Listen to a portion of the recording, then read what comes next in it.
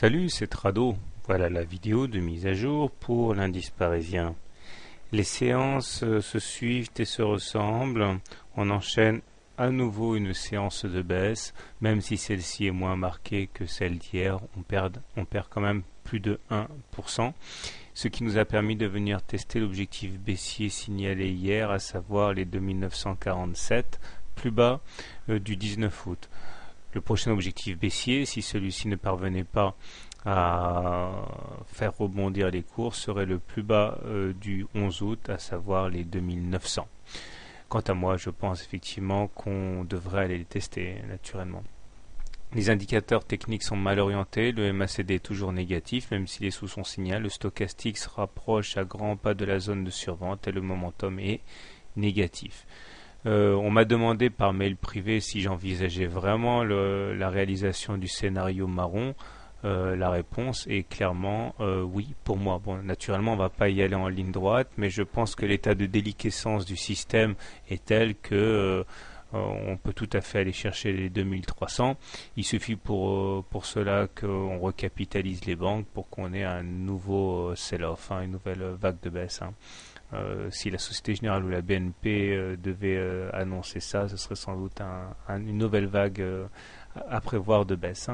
J'arrête la digression.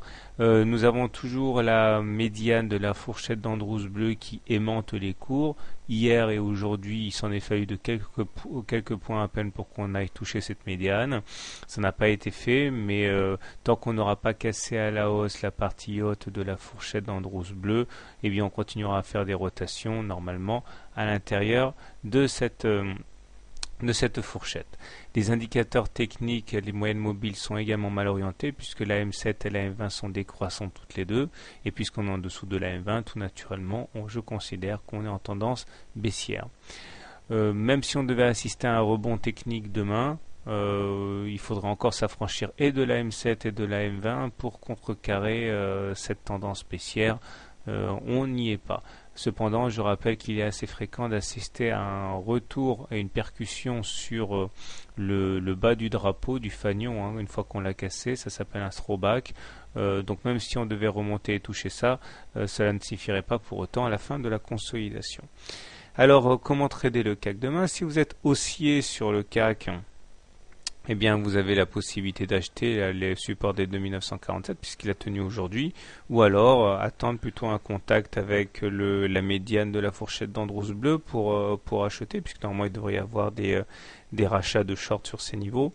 Si vous êtes vendeur, alors si vous êtes agressif, vous pouvez le vendre tout de suite, sinon vous pourrez attendre éventuellement un retour sur le segment marron ou la M7 ou la M20 même pour entrer à meilleur coût. Voilà, donc moi, tout naturellement, je suis baissier puisqu'on est en dessous d'une M20 baissière. Bonne soirée, bon trade, et à demain.